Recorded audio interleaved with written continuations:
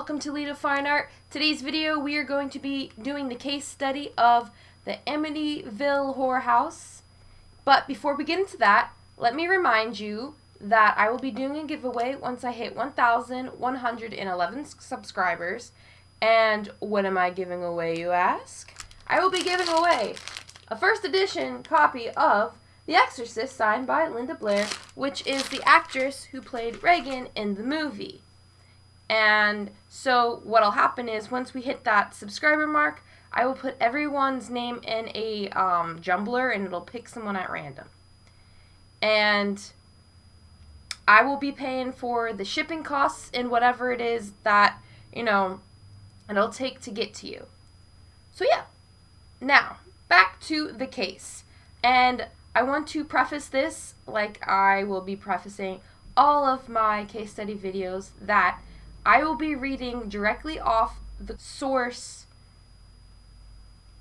because it is a case study, and then I will be giving my feedback on what I think, and we'll turn this into a teaching lesson pretty much. Now, the Amityville case has been done thousands of times, right? So I am not going to go super in depth just because of how many times people have gone into this subject. And I feel like at this point you're probably tired of hearing it. But in order to give my little teaching spiel, I need to give everyone at least a lowdown of what's going on, right? So yeah, I'm going to be reading directly from the source material. And so the first source I got this information from was biography.com. And again, I will link all of the sources down below for you guys to go check out if you are curious. Alright, now, 30 miles outside of New York City, nestled in the Long Island town of Amityville, stands the house forever linked to the Amityville horror phenomenon. On November 13th, 1974, this state was the scene of mass murder using it's a 35 caliber Marlin rifle. I know nothing about guns, so to me it just looks like a fucking decimal. 23-year-old Ronald Defeo Jr. murdered his entire family while they were asleep, which included his parents and 4 siblings. 13 months later, the Lutz family purchased the home at a drastically reduced price of $80,000. Now, I'm not going to do the whole price calculator and what that is versus now. I mean, it's a shit ton. So, as someone who has family in Long Island, let me give you a little, little rundown here.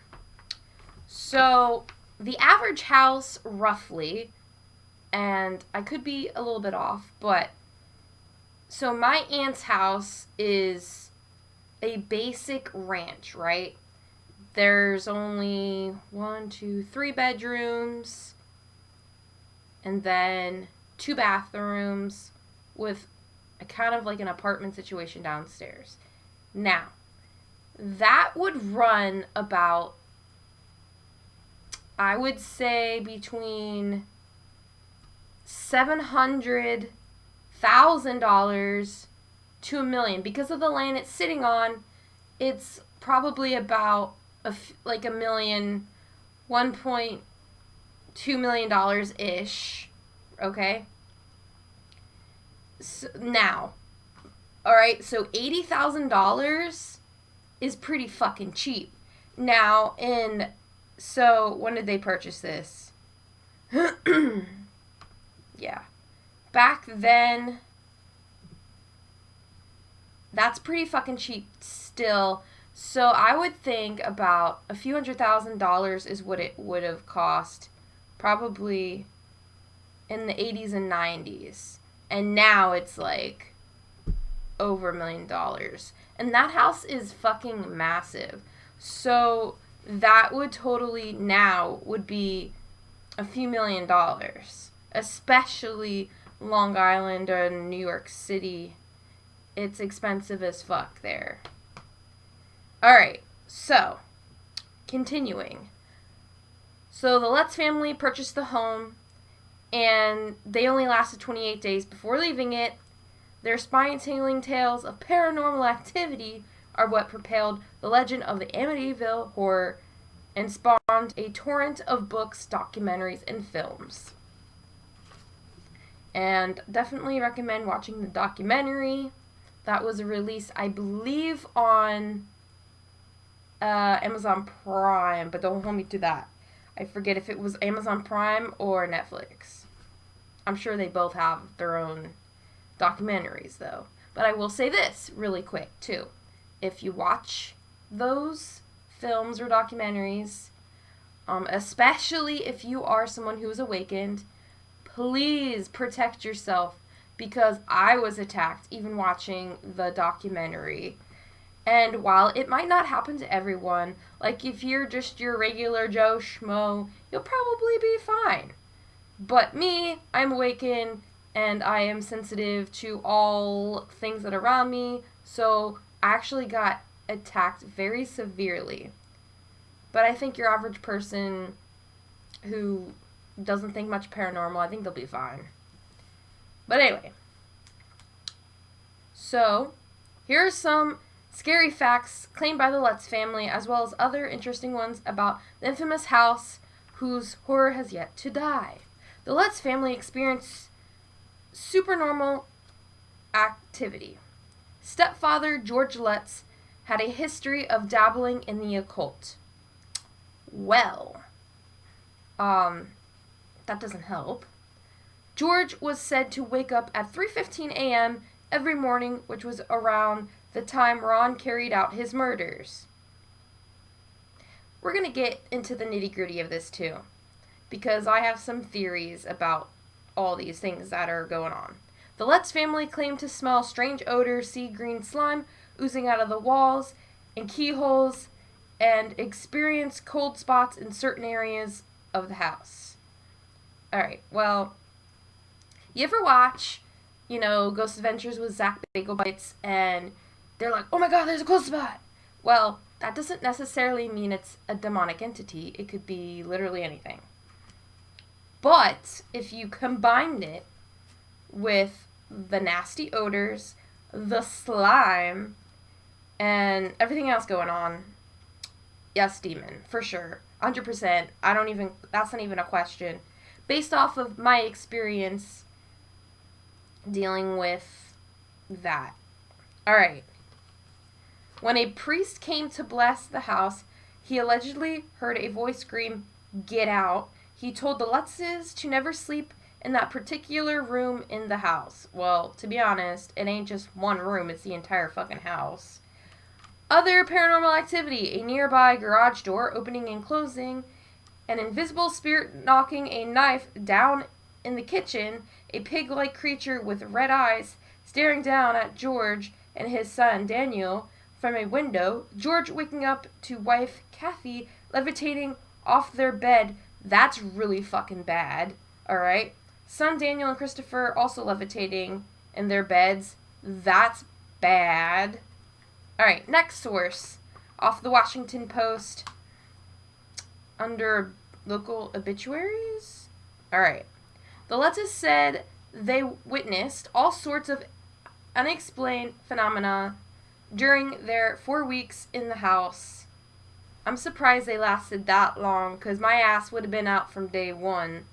A greenish black slime seeping from the walls and flowing down the staircase, heavy doors suddenly coming off their hinges, windows spontaneously shattering, the image of a demon appearing in the fireplace. Well, I mean, if it looks like a duck and it quacks like a duck, it's probably a fucking duck. Alright. So, yes. Cash disappeared from safe hiding places. Swarms of predatory flies gathering inside the house. A strange giant pig with glowing red eyes seemed to be peering through the windows, and sometimes appeared to be inside the house, looking through top-floor windows that resembled the eyes of a jack-o'-lantern. Huge cloven footprints were found in the snow. Kathleen Lutz would sometimes levitate above the bed, or would temporarily look like a 90-year-old woman. A marching band could sometimes be heard playing inside the house when the family was sleeping. When George Lutz went to investigate the living room, furniture had been moved and carpets rolled up. He awoke in a panic almost every night at 3:15, believing that was the time that Ronald Defeo Jr. had walked through the house, shooting his family to death. Okay. So, now, let's get back here. Now, for sure it's a demon, could be even multiple, could be actually a devil entity, which is worse. Now, it says, stepfather George Lutz had a history of dabbling in the occult. Alright, so, infestation, right? The problem is that there was issues before George Lutz had stepped into the house.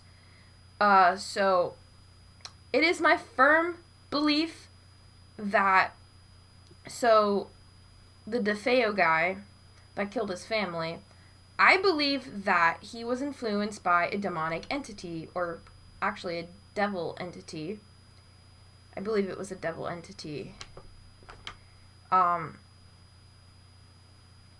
It's just, A, I get that feeling, B, it's a specific time at 3 a.m.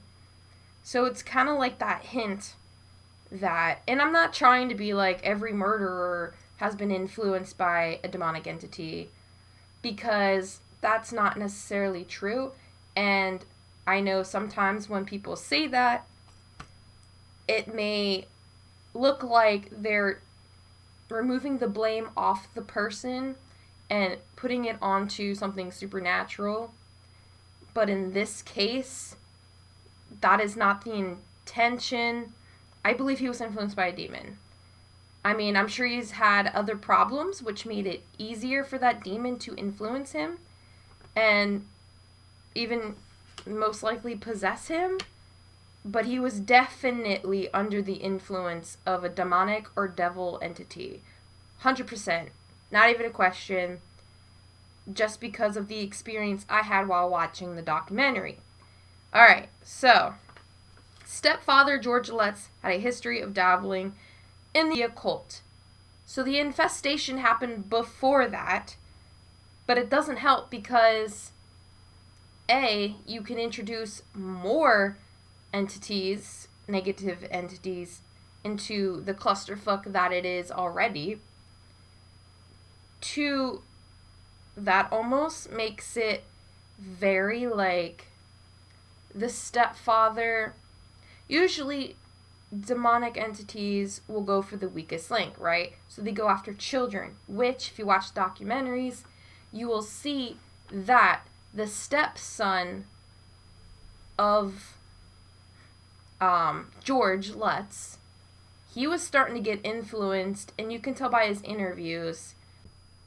Alright, but the point I was trying to make before I got derailed, about to get derailed, is that when you dabble in the occult and, you know, do the whole Satanism or demon worship thing and rituals and dark magic, while the demons will most likely go for the weakest link, like your children, you know, pledging your allegiance and doing all that, if you are already, like, worshiping them, it's easier for them to influence you just because you're going to feed into their lies and you're going to think, oh, they're so good and all that, which will make it easier for them to manipulate you into doing what they want. So essentially, you'll be influenced fast, quick, whatever.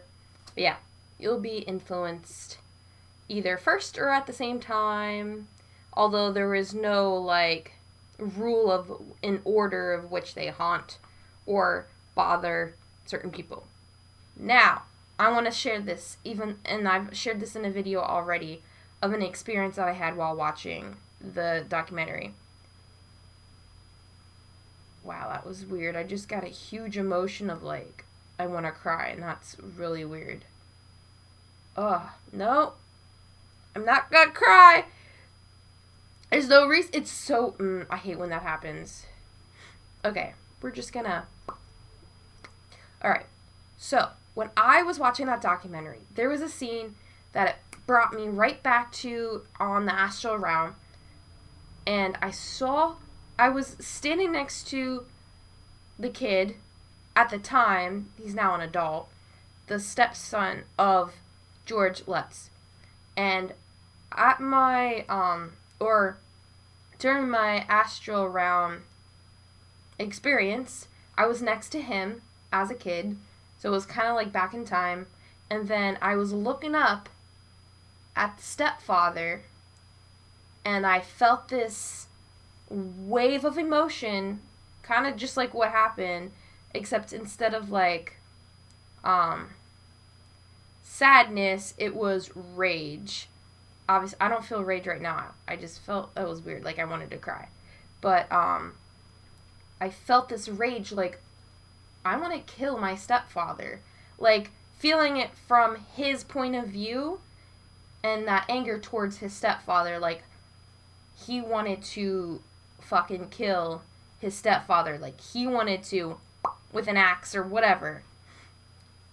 I felt that, and it scared me, and then of course I was able to get pulled out by, I think, Archangel Gabriel, and then Shiva actually came and then, helped me with some healing, thank God.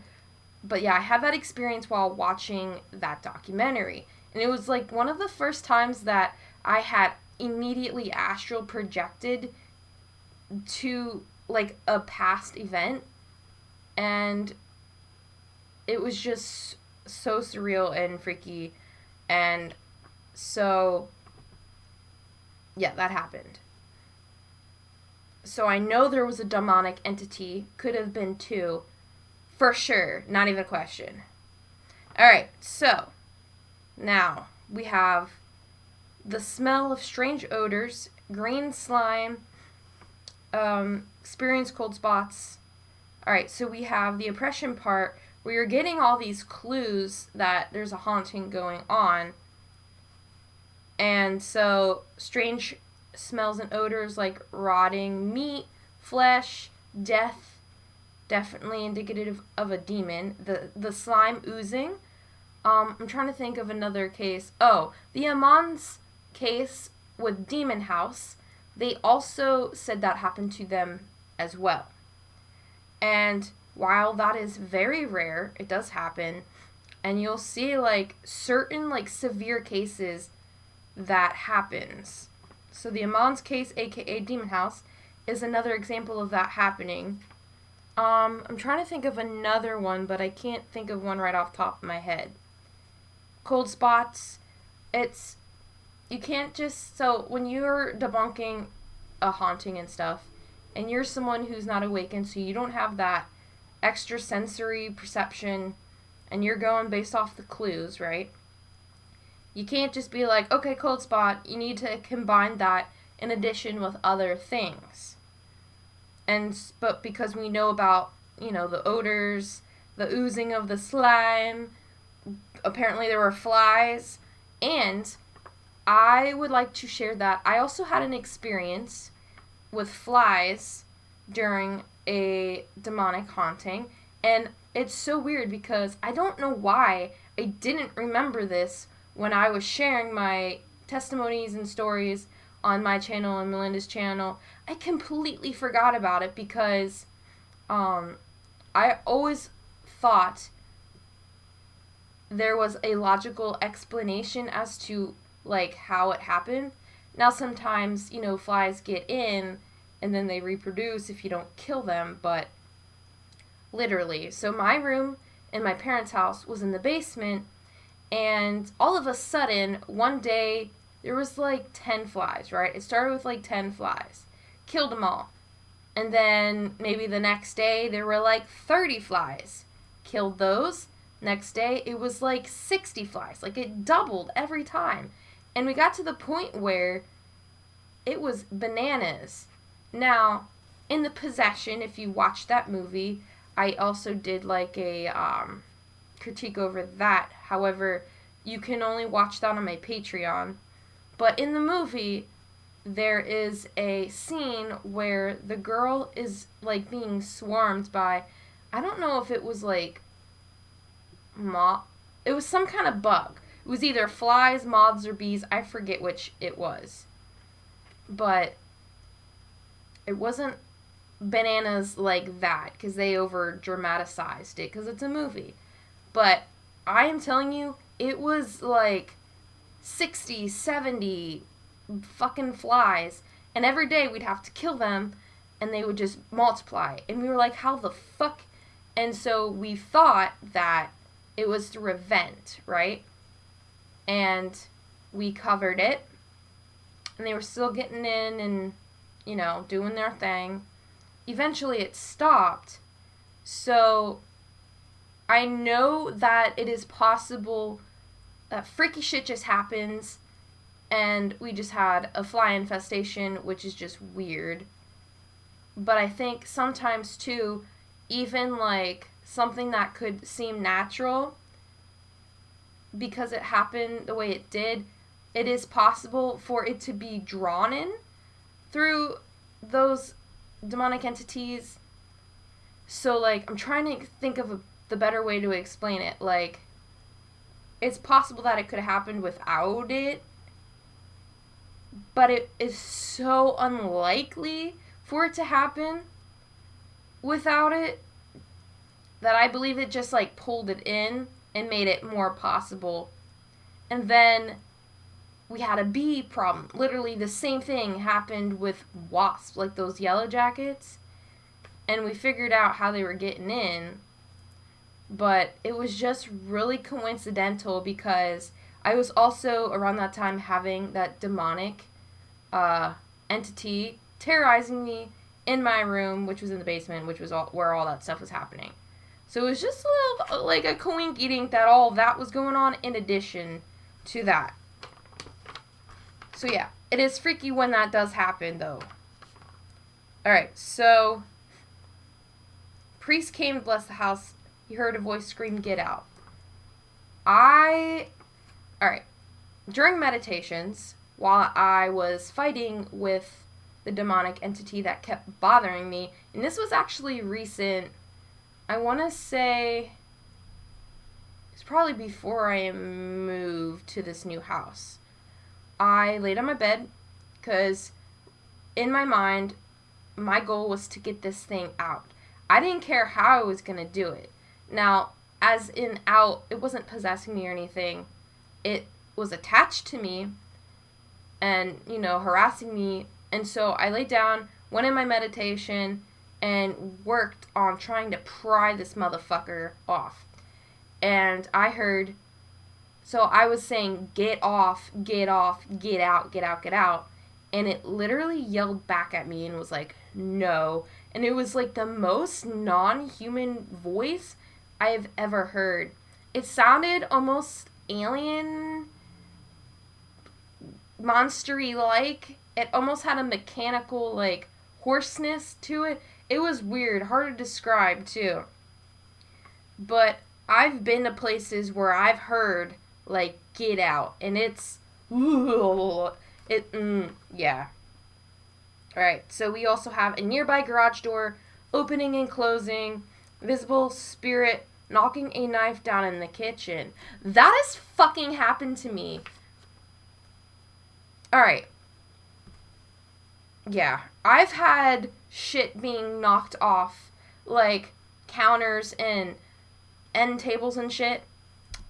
And it's the most freaky thing, because in your mind, you know how it was, and you know there's no fucking way that it just did it by itself. So you try to rationalize it, because you know if something did indeed knock that off, now you gotta cope with it, and being in denial is an easy way to cope with something when you don't want to have to deal with it. But funny knife story, this is somewhat kind of not really, I don't know if it's related, but I was in my bed when I was in my parents' house. That was in the basement, right? So I was working on my comics on my tablet, and I got a vision that the dog had a knife in her mouth. And I think she was probably a puppy around then. But I just shrugged it off, and I'm like, how the fuck would she get a fucking... Like, how would she get a knife, like, and run around with it? It was weird. But I would say about 5 minutes later, I get someone yelling at me like, hey, yo, your dog's got a knife, and she's running around with it. Here, the cat knocked it off the counter. Well, I assumed it was the cat. I wasn't there to see her do it. So it could have been... But I always just say it's a cat because cat's an asshole. And you put anything on the table or counter, like a cup of water, anything, right off. Anybody have a cat that does that? It's really frustrating when you have other animals that get into shit and, you know, they don't have, like, the cognizant ability to be like, oh, that's too dangerous. I probably shouldn't do it.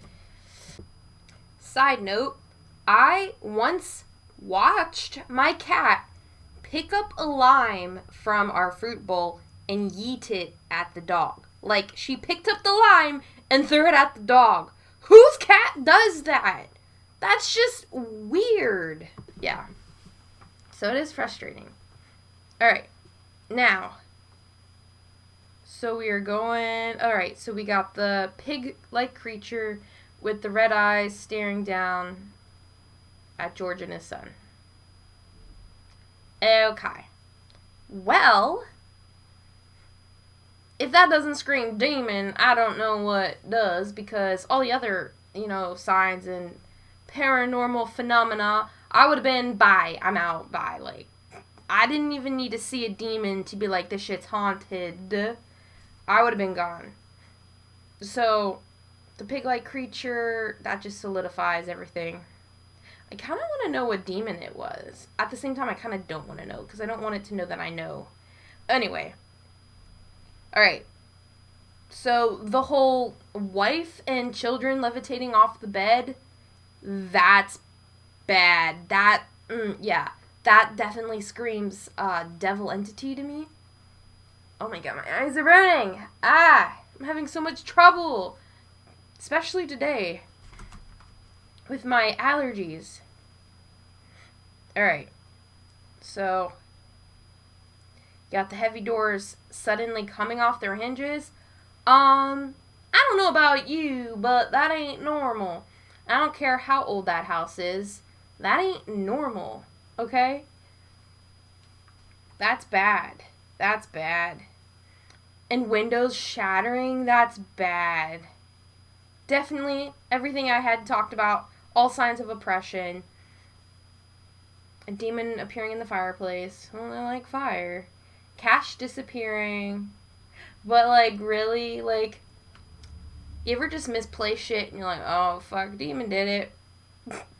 Okay, yeah. I'm sorry. That's not nice. But, yeah. Things missing.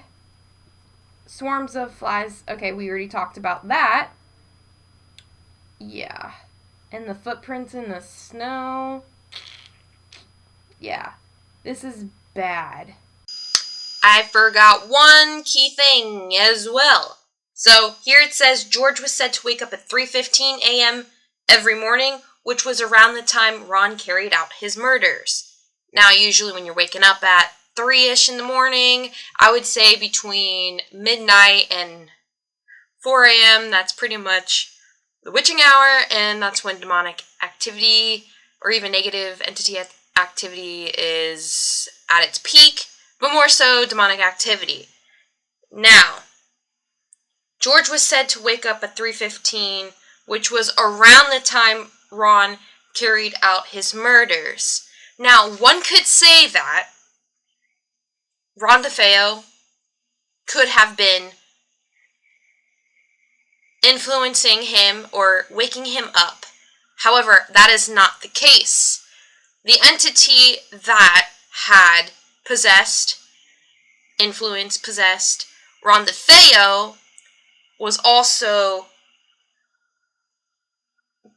bothering George at that same time.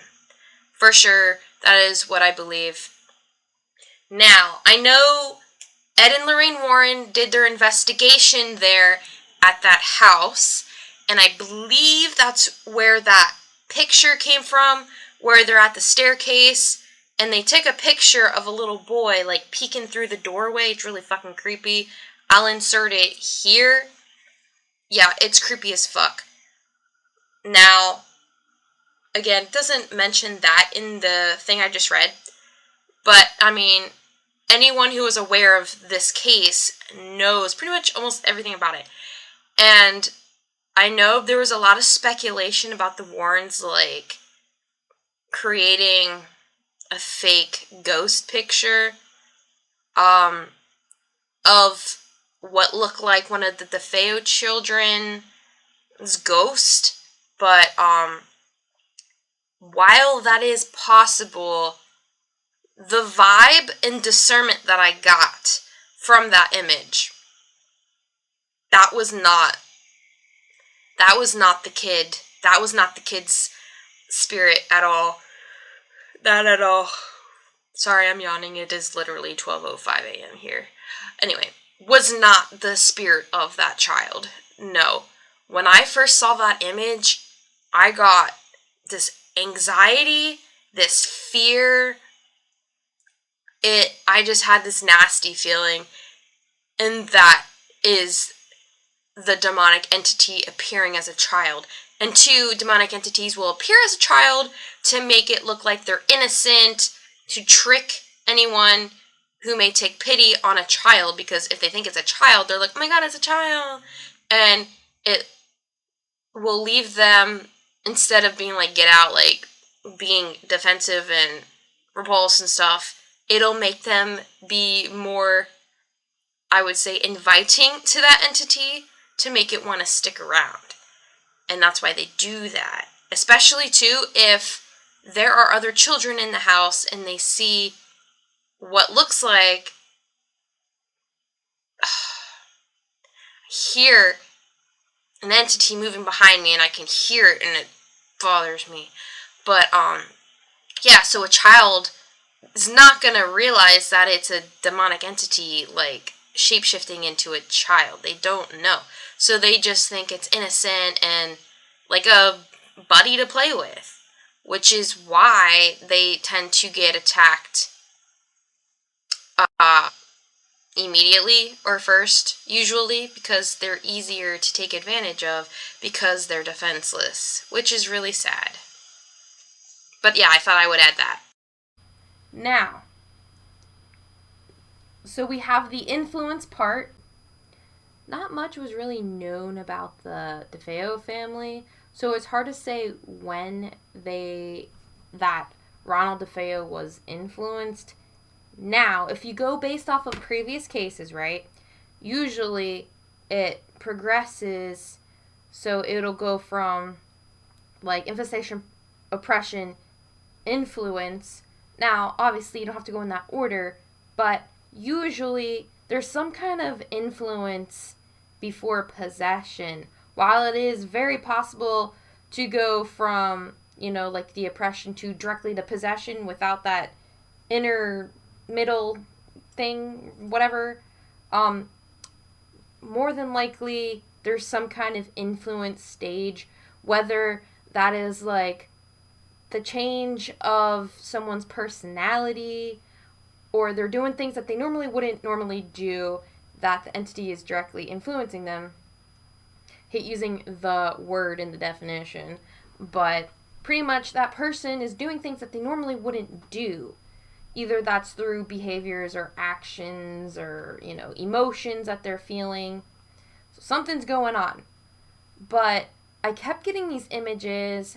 Now, I know there's a bunch of movies on this topic, and so it's hard to tell between listening and watching all the podcasts and the documentaries and movies if this is based off of a memory from that or images that I'm seeing now. But I believe that there was some sort of like thing that Ronald Defeo was doing before the whole murder. I believe his emotions did start getting like a little wonky, and he became more aggressive. And also, usually when someone is being influenced, a lot of times that, especially if you're with other people or family members, you're with a spouse, a lot of times there will be conflict between everybody, and that is directly from the influence of the demon. And I feel like that happened, and even maybe like if the kids were fighting amongst each other, but I wouldn't be surprised if, Ronald and his wife got into spats more frequently because of it. But of course, I can't say for sure if that happened or not. But if it did, that would be a good example of influence. So, I know there's 2 different sets of families here at 2 different times, but I'm combining both of them because the entity was there before the Lutzes and before the Defeo family. Oof, I just thought I saw something out of the corner of my eye, and it made my heart sing. But the fucked up thing is, it was just my hair, you guys. I'm so on edge. Alright, so, yeah. So, yeah, I'm combining the 2 because the demon has made both families victims. But, so if you want to split it and make it their own, with the Lutz's influence could be when, and I know I didn't talk about it in this specific thing I read, but in the documentary, the Lutz kid, which is now an adult, admitted in the interview of how he felt at that time and how that demonic entity was influencing his emotions to want to kill his stepfather. So that is influence. He did not hurt his stepfather. Luckily, thank God. So, thank God. And then the whole possession part, step 4 or stage 4 of a demonic haunting possession. I believe for Ronald Defeo, he was possessed and killed his entire family. So that is, the 4 stages of the demonic haunting. So that is the 4 stages of a demonic haunting using the case study of the Amityville case.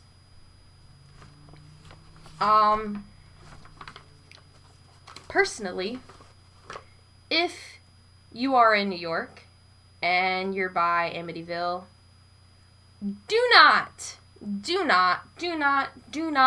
I had to tell my cousin this, do not fucking go there, please. They need to burn that fucking house down and get rid of it. No one should be allowed in or on around the premises. It needs to be demolished. Fucking A. I'm gonna have to go around and cleanse my house because there's something here and it's bothering me seriously. But that ain't your problem, it's mine. So, if you guys have any thoughts, questions, concerns, please let me know. Also want to remind you that I do have a Patreon. All videos that I publish, a lot of times I will do a bunch that I will pre-record, and then I'll have it set up to release during the weeks of the Hicken burps. Jesus. So that I'll have it, pre-released during the weeks. But on my Patreon, if you follow me, I'll have them all right there that anybody who is a patron can just watch it. You don't gotta wait till they're released. Also, I post all my artwork. You can get signed wallpapers. Other tiers have other gifts. So you can get postcards in the mail. There's paranormal help. Or if you're trying to cope with a paranormal situation that is current or something that happened in the past and you're having trouble dealing with it and you don't want to talk to, a therapist because you know they're going to say you're bananas and you don't want to have to deal with that, there is an option on my Patreon where we can do like one-on-one, like, it's kind of like, I'm not considering it like a therapy because I am not a licensed professional, but I can give tips and tricks that'll help you move past whatever it is that you're dealing with. There are other things on there, like tarot card readings if you do that monthly tier, merch tier, and it all starts with $1. So, up to you. Nothing, you don't have to, I'll never be like, you gotta sign up, you guys. It is if you want to. If you don't want to, cool. I will always release my videos. Now, there are some videos that I cannot release on YouTube because I will get hit with a copyright strike. So what I usually do is upload it to Vimeo, and then I put it on my Patreon, and so only the patrons will get access to that, and that will not be uploaded to YouTube. But yeah, if you have any thoughts, questions, concerns, leave them down below. Thank you guys for watching. Peace out.